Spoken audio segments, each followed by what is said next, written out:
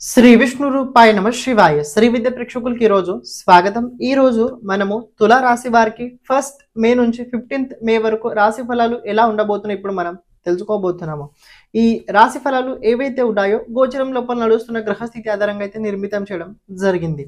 అలాగే మీ జాతకం లోపల ఉన్న గ్రహస్థితి నడుస్తున్న దశ అంతర్దశ అనుసారంగా ఈ రాశి ఫలాలు తెలుసుకోవడానికి మీరు ప్రయత్నించండి. ఎవరైతే మన ఈ ఛానల్ని ఫస్ట్ టైం చూస్తున్నారో తప్పకుండా ఈ ఛానల్ని సబ్స్క్రైబ్ చేసి పెరగడానికి ప్రయత్నించండి. కమెంట్ లోపల ప్రతి ఒక్కరూ తులా రాశి దాని కింద నమశివాయ అని కమెంట్ తప్పకుండా చేయండి. ఇక చూసుకున్నట్లయితే ప్రెజెంట్ తులారాశి వారికి దేవుగురు బృహస్పతి రాశి నుంచి 8వ స్థానం లోపల ఇంకా 15 రోజుల వరకు ఉండబోతున్నాడు. 15 రోజుల తర్వాత మీ లైఫ్ లోపల కొద్ది మార్పు జరుగుద్ది. గురు మీ రాశి నుంచి మిథున రాశి అంటే 9వ స్థానం లోపల వెళ్ళబోతున్నాడు. భాగ్యస్థానంలో కనుక గురువు వెళ్ళినట్లయితే ఇది చాలా చాలా మంచి జరుగుద్ది. అంటే చేస్తున్న ఎఫర్ట్స్కి దైవ బలం పొందుతారు. ఇప్పుడు ప్రెజెంట్ దైవ బలం లేదా అంటే చేస్తున్న ఎఫర్ట్స్కి దైవ బలం లేదని కాదు, చేస్తున్న ఎఫర్ట్స్ అంత తొందరగా శీఘ్రంగా ఫలిభూతి అంటే శీఘ్రంగా కలిసి రావట్లేదు. అంటే పని అయితే మీరు చేస్తుండ్రు, కష్టమైతే మీరు పడుతున్నారు, కనబడుతుంది. కానీ మీరు అనుకున్న రకంగా అవ్వట్లేదు. మీరు అనుకున్న రకంగా దాని డెవలప్మెంట్, దాని ఫలితాలు అయితే మీకు కనిపించట్లేవు. ఇంకా 15 రోజులు కాస్త వెయిట్ చేయండి. ఇక సూర్యుడు అలాగే బుధుడు కనుక చూసుకుంటే బుధుడు 6th మే రోజున మేష రాశిలో వస్తాడు. దానికన్నా ముందు సూర్యుడు ఒక్కడే మీ రాశి నుంచి 7వ స్థానం లోపల ఉండబోతున్నాడు.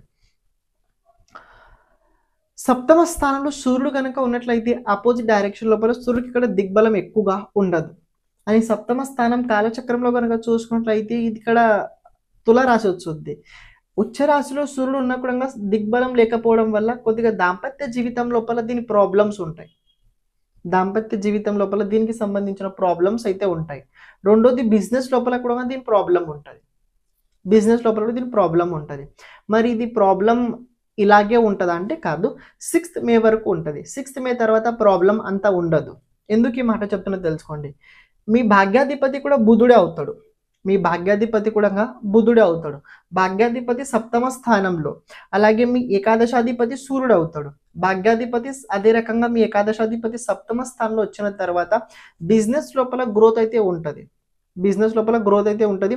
మీరు చేయాలని అనుకున్న ఏవైతే మీరు చేస్తున్నారో ఆ పని లోపల కాస్త కలిసి రావడం జరుగుతుంది. అని ఎవరైతే ప్రత్యేకంగా బిజినెస్ లోపల గవర్నమెంట్కి సంబంధించి బిజినెస్ చేస్తున్నారో వాళ్ళకి గవర్నమెంట్ నుంచి కాస్త సహకారం కూడా పొంది తీరుతారు. సెకండ్ పాయింట్, 6th హౌస్ లోపల శుక్రుడు, రాహు, అదే రకంగా శనిదేవుడు ఉండబోతున్నాడు.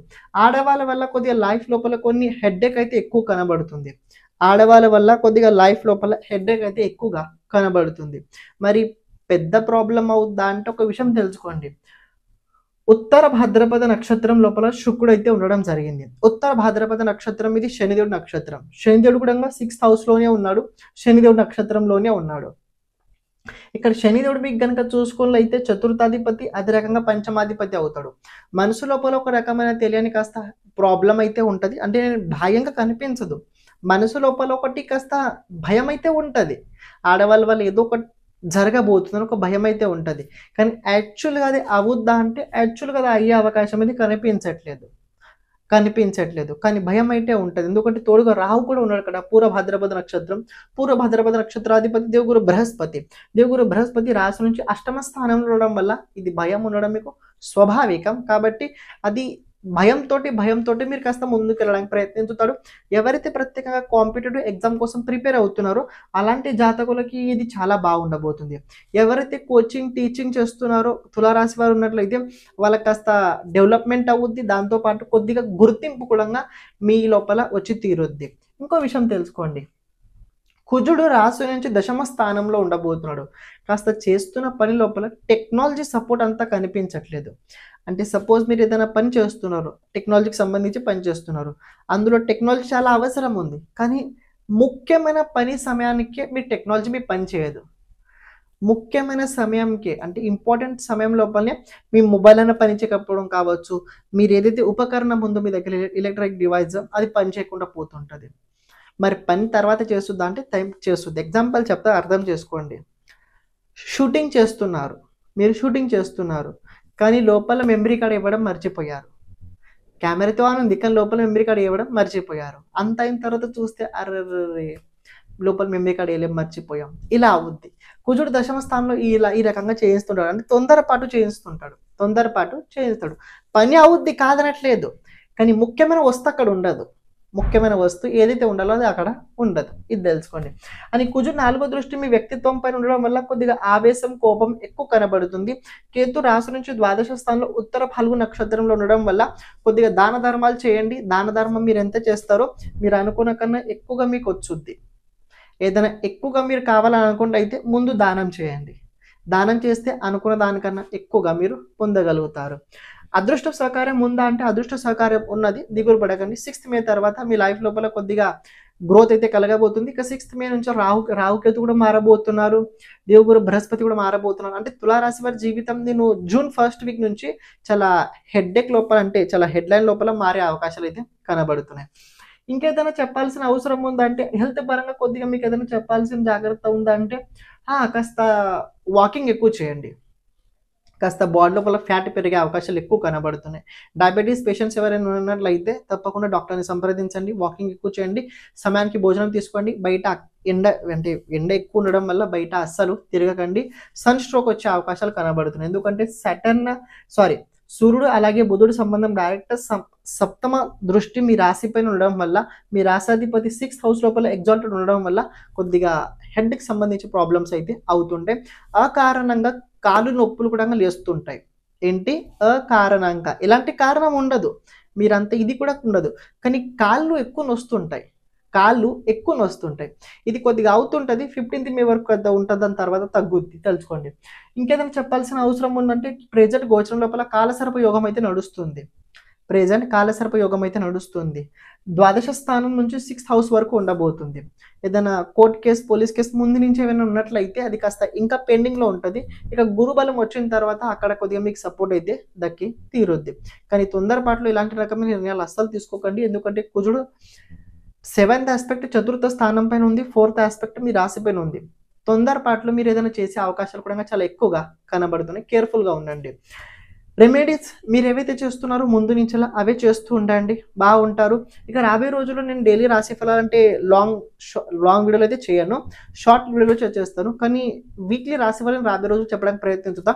అందులో చెప్తాను ఎలాంటి దాన ధర్మాలు చేయాలి, ఎలాంటి ఆరాధన చేయాలి, అందులోనే చెప్పడానికి మీకు ప్రయత్నించుతా. శ్రీమాత్రే నమః.